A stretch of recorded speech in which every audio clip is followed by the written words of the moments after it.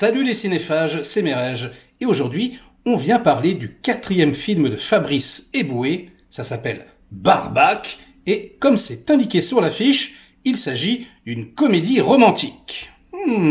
Est-ce que ça serait pas déjà une petite vanne de la part de Eboué, qui s'est fait connaître notamment grâce au Jamel Comedy Club?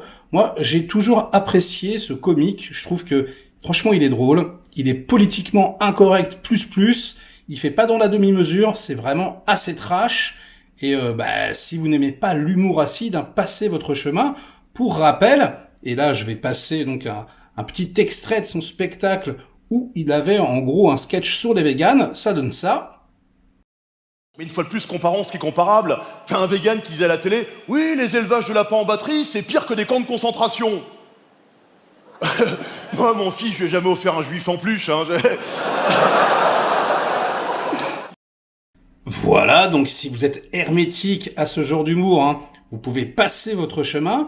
Et moi, vous me connaissez, franchement, les comédies françaises, ça, en général, me rend furieux. Je trouve ça pourri, ça me fait pas rire. Franchement, que ce soit les ch'tis ou camping ou ce genre de choses, j'ai tout de suite envie de me jeter par la fenêtre. Je déteste ça. Déjà parce que ça me fait pas rire, et surtout parce que, en général, c'est outré. Alors parfois il y a de petites exceptions, comme Didier par exemple, que j'adore, que je trouve très très drôle, mais globalement, je suis en général extrêmement déçu par ce type de comédie populaire. C'est un petit peu mon cauchemar, et pourtant, là, je sais pas pourquoi, le trailer, le ton de toutes les images qu'on a vues me donnait plutôt envie, surtout que, comme je le disais, sous ces airs de comédie romantique, finalement, c'est plutôt une comédie végane, une comédie cannibale, une comédie de serial killer.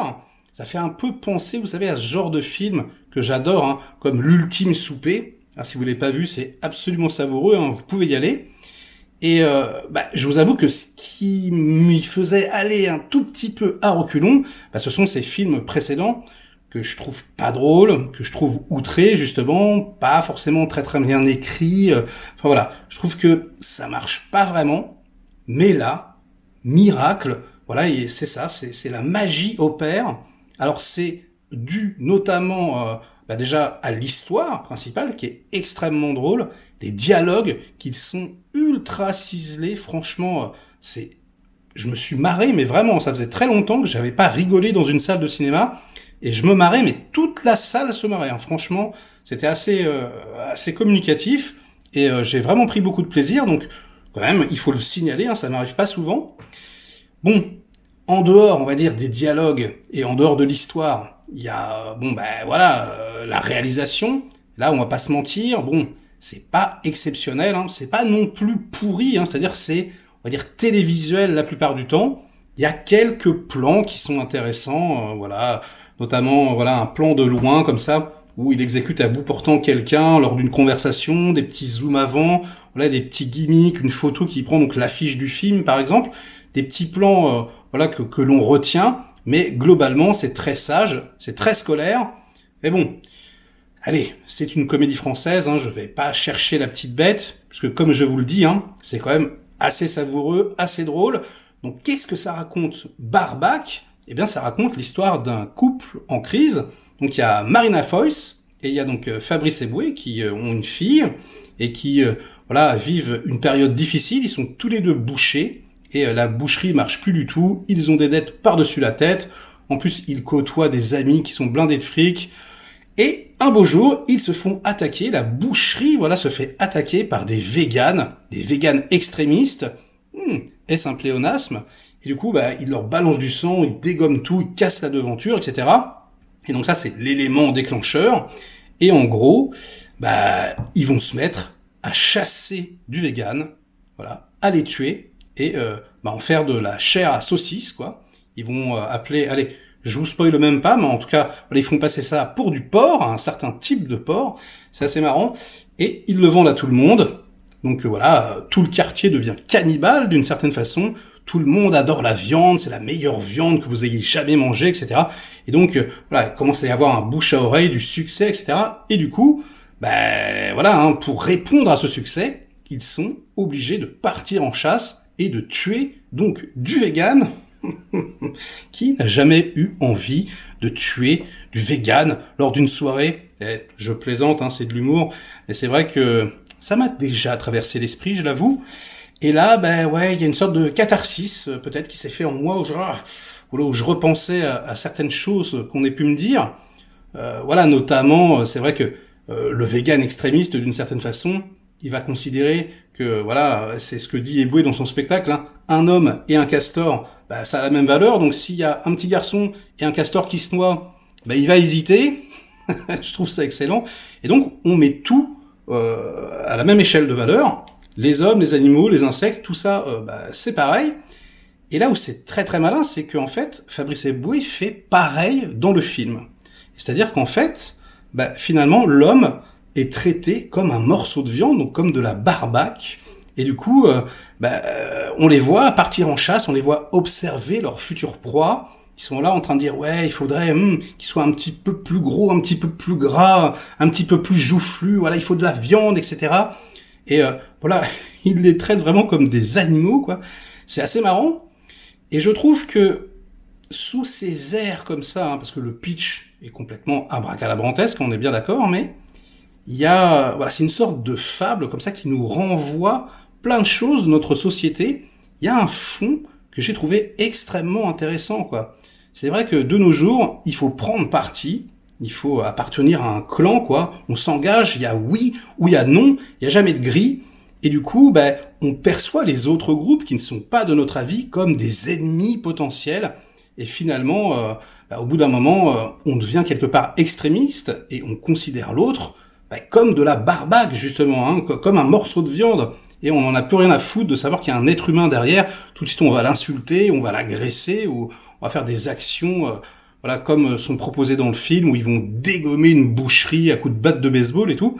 Donc, il y a vraiment, je trouve, politiquement, quelque chose qui est ultra intéressant. Et voilà, une sorte de miroir déformant de notre société, qui est vraiment très très bien trouvé. Il a vraiment eu une très très bonne idée. Et donc je trouve que c'est quand même son meilleur film et de loin, et un excellent film français, une excellente comédie, doublée finalement d'un film de genre, parce que c'est réellement un film de serial killer. D'ailleurs, il y a des petites dédicaces, hein. En gros, c'est une sorte de conte, quoi, de fable étrange. Et on a Christophe Anglade, donc le présentateur de Faites entrer l'accusé, qui sert quelque part de conteur et de liant dans toute cette histoire. Et franchement, c'est tellement débile, mais tellement stupide. C'est là où je trouve aussi que, en tout cas pour moi, hein, ma sensibilité, le film fonctionne parce que la direction d'acteur est extrêmement naturelle. Il joue vraiment comme dans la vie, vraiment tout en slow tempo comme ça. Et c'est du coup énorme, puisque en général, dans les comédies, hein, celles que je déteste, on va prendre une situation normale, mais on va faire jouer les acteurs de façon exacerbée. Donc je dis n'importe quoi, vous prenez une rage de dents par exemple, au lieu de faire j'ai mal aux dents, on va lui mettre un truc autour de la tête, il va faire j'ai mal aux dents, j'ai mal aux dents. Voilà, et je trouve ça complètement ridicule, alors que là, ce qu'on nous raconte, le postulat de départ est complètement exacerbé justement, mais à contrario, les acteurs jouent comme dans la vie, quoi. Mais vraiment, c'est un petit tour de force. Je trouve que c'est très très rare dans la comédie française. Et du coup, je trouve que c'est vraiment grâce à cet artifice que le film percute, que le film gagne des points. Alors, c'est pas parfait. C'est-à-dire que parfois, il y a des petites sorties de route comme ça. La toute fin, enfin pas la toute fin d'ailleurs, parce que la toute fin, la morale, qu'on va dire, je l'ai trouvée bonne. Mais juste avant, on va dire le climax, le dénouement final, bon, il est pas exceptionnel, ça aurait pu être mieux. Mais franchement, en dehors de ça, j'ai trouvé que c'était vraiment réussi. Tout est absurde, tout est bien dosé, tout est drôle. Et je vous encourage à découvrir ce film. Franchement, et comme le dit Fabrice Eboué, c'est pas parce qu'on fait une comédie qu'il ne peut pas y avoir de fond. Je vais vous mettre un petit passage de son interview que j'avais trouvé intéressante. On regarde ça.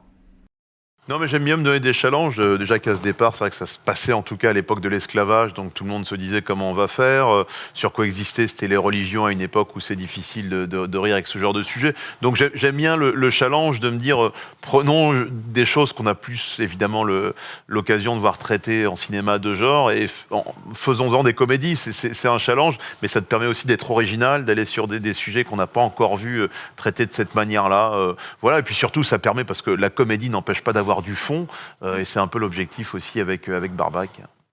Voilà, donc après tout ça, j'espère que je vous aurai donné envie de découvrir cette farce sanguinaire, ce Disney pour adultes, hein, c'est Fabrice Eboué qui le dit, et franchement, ouais, c'est délicieux, je trouve, comme une bonne côte de porc. Allez, on se retrouve bientôt pour de nouvelles aventures. En attendant, inondez-moi de commentaires pour faire marcher le petit robot YouTube, et likez la vidéo si elle vous intéressait, ou délikez-la sinon. Ciao!